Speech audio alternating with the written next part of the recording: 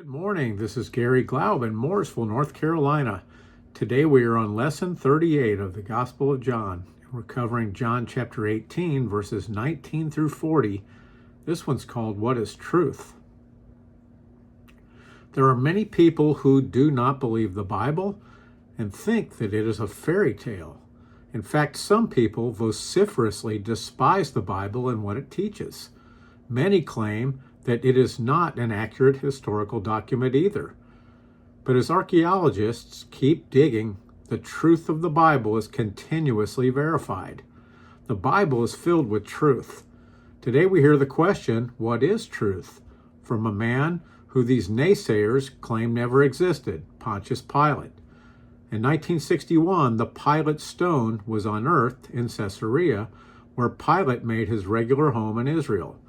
And this stone identified Pilate historically. Additionally, coins that Pilate minted also have been found. Yes, he existed and was the Roman prefect of Judea from 26 AD to 36 AD. I don't think Jesus is going to forget Pilate, and there's no chance that Pilate will forget Jesus either. Let's read the first passage. John chapter 18, verses 19 through 24 says this. The high priest then asked Jesus about his disciples and his doctrine. Jesus answered him, I spoke openly to the world. I always taught in synagogues and in the temple where the Jews always meet, and in secret I have said nothing. Why do you ask me? Ask those who have heard me what I said to them. Indeed, they know what I said. And when he had said these things, one of the officers who stood by struck Jesus with the palm of his hand, saying, Do you answer the high priest like that? Jesus answered him, If I have spoken evil, bear witness of the evil. But if well, why do you strike me? Then Annas sent him bound to Caiaphas, the high priest. The high priest who was questioning Jesus at this time was Annas, who was not officially the high priest anymore. The Romans had deposed him 15 years before this time, and though Annas was not officially the high priest, we can see that he was still acting in that role. Most think that Annas was also the leader of the Sanhedrin. Certainly Annas was completely familiar with the doctrines taught by Jesus already. One doctrine that Annas did not know is that Jesus is our high priest. And as it is a term for life and he will not die, he is our high priest forever. It would seem that different doctrines are much more prevalent today with such wide variety of Protestant denominations. I always have been amazed how so many people can major in the minors when differentiating between beliefs, especially aspects that have nothing to do with salvation. But in the Jewish religion at the time of Jesus, there also were major doctrinal differences. The Pharisees are mentioned more often in the Bible, and Pharisees more often represented the common people. Sadducees typically represented the wealthy, and also were more wealthy than the Pharisees. The Sadducees were in the majority on the Sanhedrin, which had 70 members. The Sadducees had many different doctrines than the Pharisees. They did not believe in the oral law, believing instead that the written Torah of Genesis, Exodus, Leviticus, Numbers, and Deuteronomy were inspired by God. They did not believe in life after death. They did not believe in angels, and they did not believe in miracles. Pharisees placed the oral law on the same level as the written law, though the oral law were things imposed by priests to add to the law given by God. To do this, wouldn't a person have to think of God's law as being imperfect? This question by Annas reveals at least one of the reasons why this inquisition of Jesus was so ridiculous. Maybe Annas was trying to find out whether the doctrines of Jesus more closely adhered to those of the Sadducees, whom he represented, as did Caiaphas, or the Pharisees. When asked about his doctrine, Jesus replied, Why do you ask me? And instead encouraged them to ask those whom Jesus had taught. One of the officers slapped Jesus for asking that question, and this is not a surprise, as it is obvious what direction this was going. In his teaching, Jesus encouraged believers to turn the other cheek. When they strike the left cheek, offer them the right. We can see the patience of Jesus, as instead of defending himself, Jesus gently asked them why they struck him when he had spoken no evil. Annas left Jesus bound and sent him to Caiaphas, the actual high priest and the son-in-law of Annas. Let's read the next passage. John chapter 18, verses 25 through 27 says this. Now Simon Peter stood and warmed himself. Therefore they said to him, You are not also one of his disciples, are you? He denied it and said, I am not.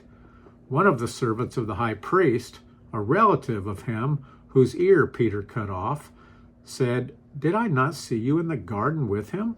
Peter then denied again, and immediately a rooster crowed. I'm not surprised that Peter denied Jesus 3 times.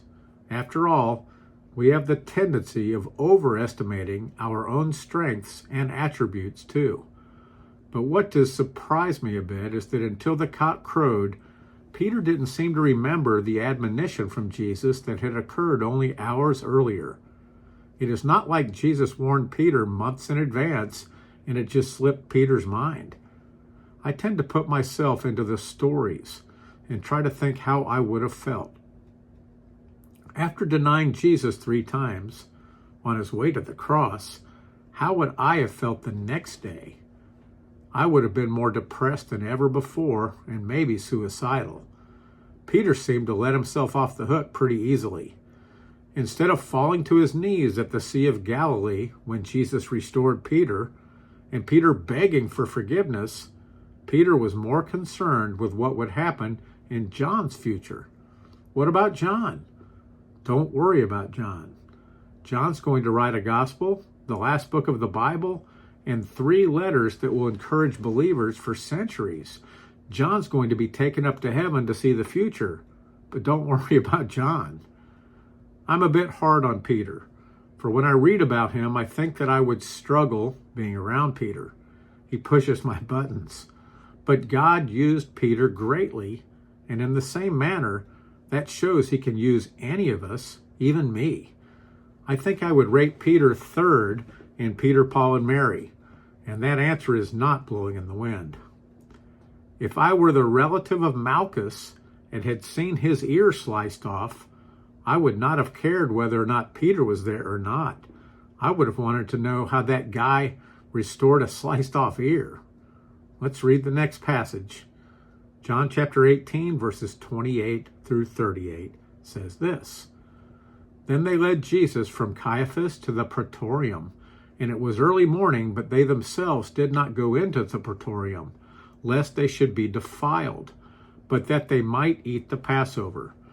Pilate then went out to them and said, What accusation do you bring against this man? They answered and said to him, If he were not an evildoer, we would not have delivered him up to you. Then Pilate said to them, You take him and judge him according to your law.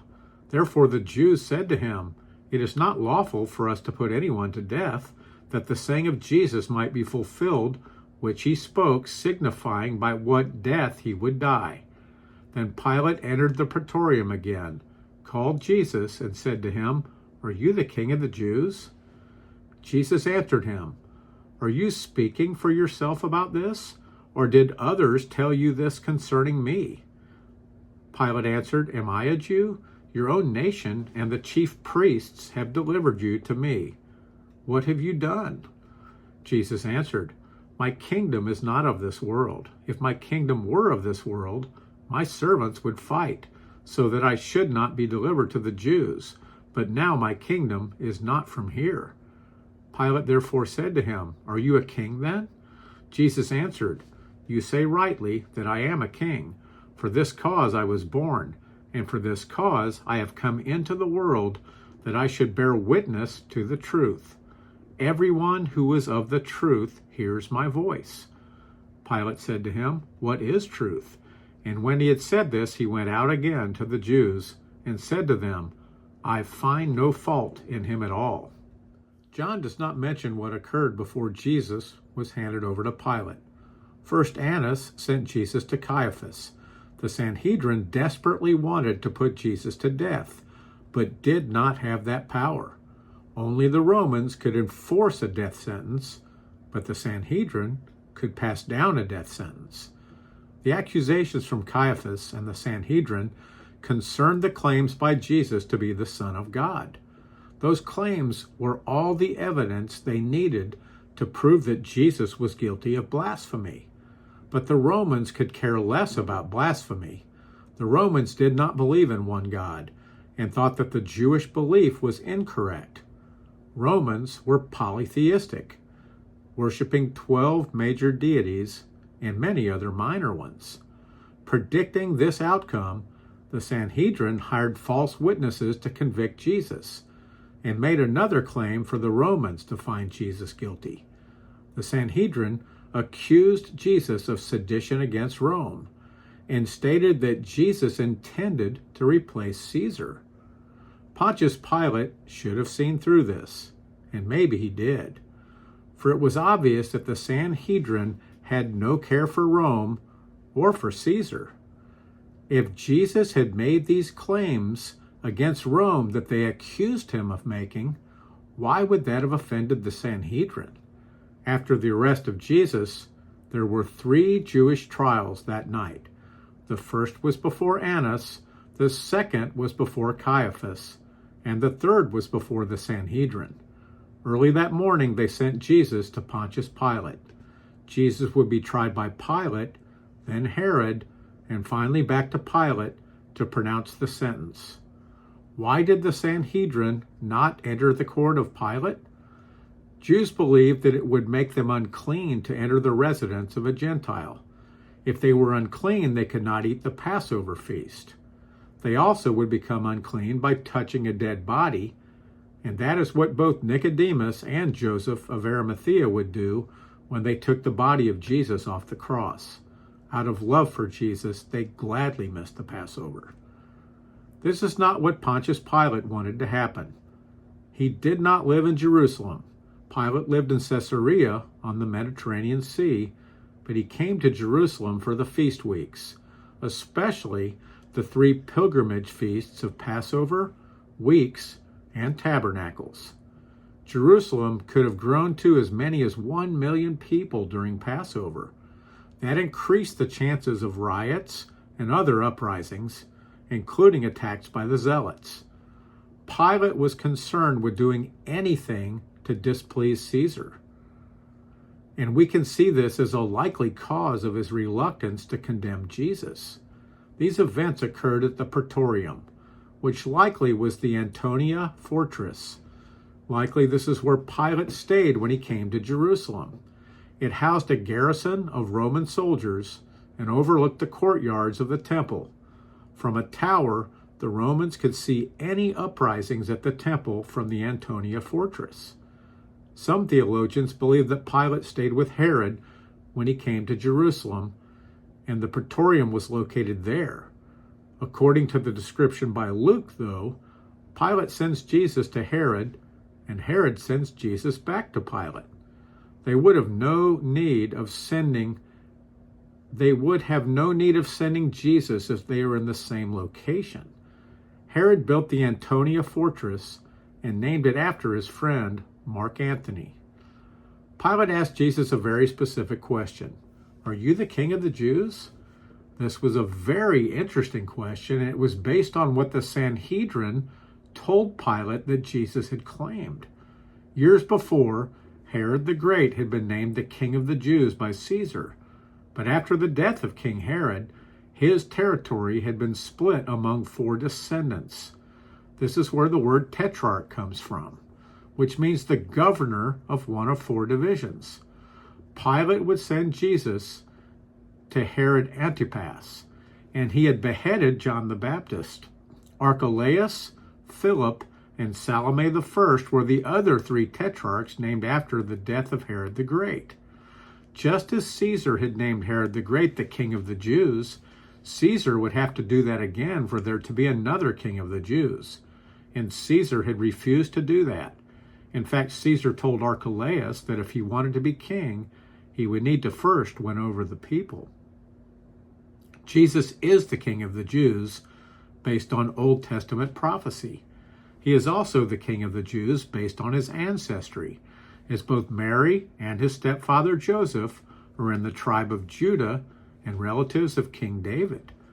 A week before this event, a crowd at the Mount of Olives had acknowledged Jesus as the King of the Jews with the words, Baruch haba b'shem Adonai, blessed is he who comes in the name of the Lord. The response from Jesus tells us much. You say rightly that I am a king. For this cause I was born, and for this cause I have come into the world, that I should bear witness to the truth. Everyone who is of the truth hears my voice.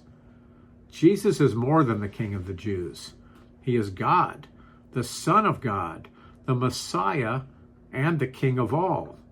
Satan is the father of lies, and we can see a line of division between those who follow the lies of Satan and those who follow the truth of Jesus. Poor Pilate, he was afraid of the crowd, he was afraid of Caesar, and as this continues, Pilate also is afraid of Jesus. Pilate should have been more concerned with the one who could affect his eternal destination. We know that Pilate wrote Jesus of Nazareth and the King of the Jews on the cross in Hebrew, Greek, and Latin. Jesus stated that everyone who is of the truth hears the voice of Jesus. After all, Jesus is the way, the truth, and the life. His sheep hear his voice. Obviously, by Pilate's response, we can tell that he did not hear the voice of Jesus. Pilate asked, "What is truth?" That sounds like a very cynical response to me. Of course, Pilate's emphasis on the truth involved Caesar, a man who claimed to be the king of the world. Some Caesars were deified, but the truth was standing in front of Pilate, and he could not see the truth. In the words or actions of Jesus, there is nothing less than complete truth. No white lies, no deception, no meticulous representation to bend the lines, rock-solid truth. Let's read the next passage. John chapter 18, verses 39 through 40 says this, "But you have a custom that I should release someone to you at the Passover. Do you therefore want me to release to you the King of the Jews?" Then they all cried again, saying, "Not this man, but Barabbas." Now Barabbas was a robber. Personally, I think that Satan had much to do with this event and likely influenced the crowd to choose Barabbas over Jesus. But we live in a culture that glorifies evil over good, crime over lawfulness, and rebellion over law abiding. Our culture emphasizes wealth without looking at how that wealth was obtained. But imagine what that day must have been like. There was a Passover crowd that had been offered the ability to have a prisoner released, and the choice was between a man who never had committed a crime and a repeat offender. Let the robber go, and he likely will rob, murder, pillage again. He could kill us or our families, but instead, let's crucify an innocent man. The Jews hated the Romans, and the heavy-handed discipline imposed by the Romans was one of many reasons for the Jews' hatred.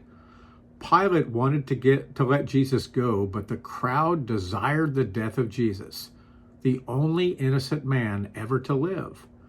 The Jews revealed themselves to be worse than the Romans on that day.